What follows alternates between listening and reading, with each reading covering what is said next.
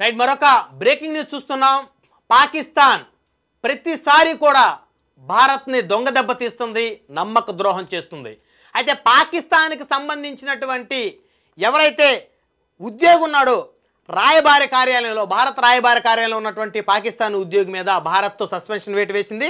Pak high commission ఉద్యోగిని ఇమీడియట్గా దేశం విడిచి వెళ్ళాలని చెప్పేసి భారత ప్రభుత్వం ఆదేశాలు జారీ చేసింది. అసలు రాయబారి కార్యాలయంలో ఉండటానికి కూడా అర్హత లేని వ్యక్తి అని చెప్పేసి భారత ప్రభుత్వం ధృవీకరించింది. అదేవిధంగా 24 గంటల్లో దేశం విడిచి వెళ్ళాలంటూ భారత ప్రభుత్వం ఆదేశాలు జారీ చేసింది. పాకిస్తాన్ నిఘా సంస్థ ఐఎస్ఐ కోసం రహీం పనిచేస్తున్నట్లు భారత్ గుర్తించింది. అయితే రాయబారి కార్యాలయం ఉద్యోగి ముసుగులో గూఢచార్యం చేస్తున్నారని చెప్పేసి భారత్ గుర్తించింది. ఇప్పటి వరకు కూడా ఇతర దేశాల నుంచి దాదాపు 200కు పైగా ఏవైతే దేశాలకు సంబంధించినటువంటి ఉద్యోగులు, ఫారెన్ సర్వీస్ ఉద్యోగులు మన భారత రాయబార కార్యాలయంలో ఉంటారు. అంటే దాదాపు 200కు పైగా రాయబార కార్యాలయం అంటే వివిధ దేశాలకు సంబంధించినటువంటి వారు ఒక్కొక్కరు ఒక్కొక్క రాయబార కార్యాలయంలో ఉంటారు. ఇది దేశానికి మధ్య ఆర్థిక, వాణిజ్య, రాజకీయ సంబంధించిన అంశాలను అధికారికంగా పాస్ చేయడం కోసం మాత్రమే ఈ యొక్క రాయబార సంస్థలు ఉంటాయి, రాయబార కార్యాలయాలు ఉంటాయి. ఆ రాయబార కార్యాలయాల్లో ఆయా దేశం తరపు నుంచి ఉద్యోగులు ఉంటారు. అయితే మన దేశం నుంచి కూడా అంటే ఐఎఫ్ఎస్, ఇండియన్ ఫారెన్ సర్వీసు సంబంధించి వివిధ దేశాల్లో ఉన్నటువంటి రాయబార కార్యాలయంలో మన భారతదేశానికి సంబంధించినటువంటి ఐఎఫ్ఎస్ ఉద్యోగులు కూడా అక్కడ ఉంటారు, సివిల్ సర్వీస్ ఉద్యోగులు. అయితే వారు ఆ దేశాలకు సంబంధించినటువంటి వాణిజ్య, వ్యాపార, రాజకీయ సంబంధించినటువంటి అంశాలు మాత్రమే భారత్ తోటి మరి మన దేశానికి, వారు ఏ దేశంలో ఉన్నారో ఆ దేశానికి మధ్య సత్సంబంధాలు నెలకొల్పేటువంటి విషయం కోసం వారైతే పనిచేస్తూ ఉంటారు. అయితే ఎక్కడా కూడా ఆ దేశానికి సంబంధించినటువంటి, సైన్యానికి సంబంధించినటువంటి అంశాలను ఎక్కడా కూడా తెలుసుకొని వాటిని తీసుకొచ్చి మన ప్రభుత్వానికి చెప్పినటువంటి దాఖలాలు అయితే ఇప్పటి వరకు లేవు. అదే భారత్తో ఆ విధంగా భారతదేశంలో ఉన్నటువంటి ఉద్యోగులు, ఐఎఫ్ఎస్ ఉద్యోగులు ఆ విధంగా పనిచేస్తారు. కానీ పాకిస్తాన్కి సంబంధించినటువంటి వారు మాత్రం ఇక్కడ మన దేశంలో ఉన్నటువంటి సైన్యానికి సంబంధించినటువంటి వ్యవహారాలని, సైన్యానికి సంబంధించినటువంటి అంశాలను ఏవైతే ఉన్నాయో ఇవన్నీ కూడా ఎప్పటికప్పుడు పాకిస్తాన్కి చేరవేస్తూ ఉన్నారు. సో కాబట్టి భారత్ గుర్తించి పాకిస్తాన్కి సంబంధించినటువంటి ఎవరైతే ఉద్యోగి ఉన్నాడో రాయబార కార్యాలయానికి సంబంధించి వారి మీద వేటు వేసింది. అయితే రాయబారి కార్యాలయం ఉద్యోగి ముసుగులో గూఢచర్యం చేస్తున్నారని చెప్పేసి భారత్ గుర్తించింది. ఇది ఎంత నమ్మక ద్రోహం అంటే నిన్న మొన్నటి వరకు పాకిస్తాన్ మాకు అసలు ఉగ్రవాదులతో సంబంధం లేదుంది పాకిస్తాన్ ప్రభుత్వం. అదేవిధంగా పాకిస్తాన్ ఆర్మీ ఒక మాట చెప్తుంది, ప్రభుత్వం ఒక మాట చెప్తుంది. అక్కడ పాకిస్తాన్లో ప్రభుత్వానికి ఆర్మీకి మధ్య సఖ్యత లేనటువంటి పరిస్థితి. ప్రభుత్వం చెప్పేది ఆర్మీ చేయదు, ఆర్మీ చేసేది ప్రభుత్వం చెప్పదు. సో మరి ఇప్పుడు ఎవరైతే పాకిస్తాన్కి సంబంధించినటువంటి వ్యక్తి ఎవరైతే మన దేశంలో రాయబారి కార్యాలయంలో ఉద్యోగిగా ఉన్నాడో అతను మన రాయబారి కార్యాలయంలో ఉద్యోగ ముసుగులో గూఢచర్యం చేయటం అనేది నిజంగా ఇది అత్యంత నమ్మక ద్రోహం అని చెప్పాలన్నమాట. సో ఇకపైన పాకిస్తాన్ని ఏ దేశం వారు నమ్మరు.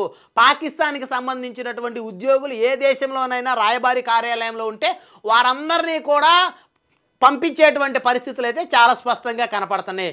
ఉదాహరణ మరి రాయబారి ముసుగులో గూఢచర్యం చేస్తున్నట్లు భారత్ గుర్తించింది కాబట్టి దేశం విడిచి వెళ్ళిపోవాలని చెప్పేసి 24 గంటల్లో దేశం విడిచి ఖచ్చితంగా మీరు వెళ్ళిపోవాలని చెప్పేసి ఆదేశాలు జారీ చేసింది. కాబట్టి ఈ వార్త ప్రపంచం మొత్తం వ్యాపించినటువంటి తరుణంలో ఇక మీదట పాకిస్తాన్కి సంబంధించినటువంటి ఎవరు కూడా ఇతర దేశాల్లో రాయబారి కార్యాలయంలో పనిచేయడానికి అర్హులు కారు. అదేవిధంగా భారత సైన్యం సమాచారాన్ని ఐఎస్ఐకి చేరవేస్తున్నారు రహీం. ఇది చాలా నమ్మక ద్రోహం అన్నమాట.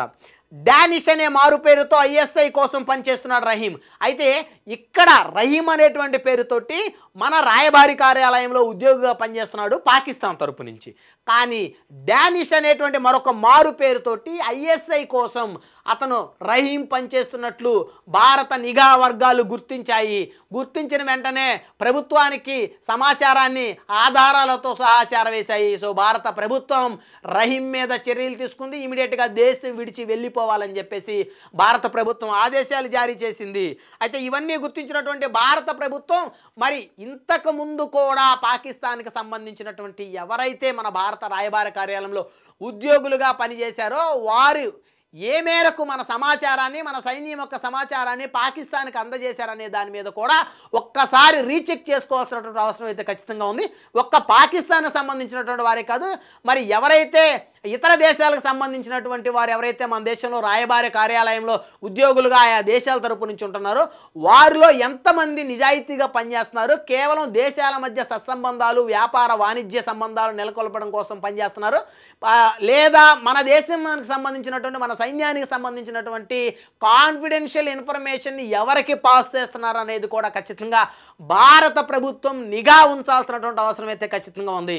అయితే రహీం అనేటువంటి ఎవరైతే ఉద్యోగి ఉన్నాడో పాకిస్తాన్ నుంచి, మరి భారత రాయబార కార్యాలయంలో ఉద్యోగిగా పనిచేస్తున్నారో పాకిస్తాన్ ప్రభుత్వం తరపు నుంచి, సో రహీంని ఇమీడియట్గా దేశం విడిచి వెళ్ళాలని చెప్పేసి భారత్ చెప్పడం, అతను డానిష్ అనేటువంటి మారు పేరుతోటి మన సైన్యానికి సంబంధించినటువంటి ఆ ఇన్ఫర్మేషన్ని ఐఎస్ఐకి చేరవేస్తున్నట్లయితే భారత ప్రభుత్వం గుర్తించింది. సో మొత్తానికి భారత ప్రభుత్వం అయితే చాలా తొందరగా మేలుకున్నట్లయితే తెలుస్తూ ఉంది.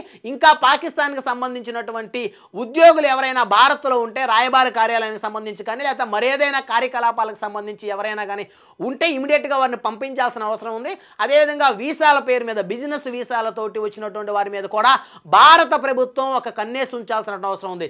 ఎవరైతే పాకిస్తాన్ నుంచి ప్రస్తుతం వచ్చి భారత్లో ఉంటున్నారో ఏప్రిల్ 29 నాటికే వారిని ఖాళీ చేసి వారి దేశం వెళ్ళమన్నప్పటికీ కూడా చాలామంది ఇంకా ఇక్కడ ఉండిపోయారో వివిధ కారణాలతోటి, వారందరి మీద కూడా భారత ప్రభుత్వం ఖచ్చితంగా ఒక నిఘా పెట్టాల్సినటువంటి అవసరం ఉంది. వారు ఏ రాష్ట్రాల్లో ఉన్నారో ఆయా రాష్ట్ర ప్రభుత్వాలకి మరొక్కసారి ఆదేశాలు జారీ చేయాలి. వారు చేస్తున్నటువంటి కార్యకలాపాల మీద ఖచ్చితంగా ఆయా రాష్ట్రాలకు సంబంధించినటువంటి అధికారులు ఒక నిఘానైతే ఉంచాల్సినటువంటి అవసరం అయితే ఉంది.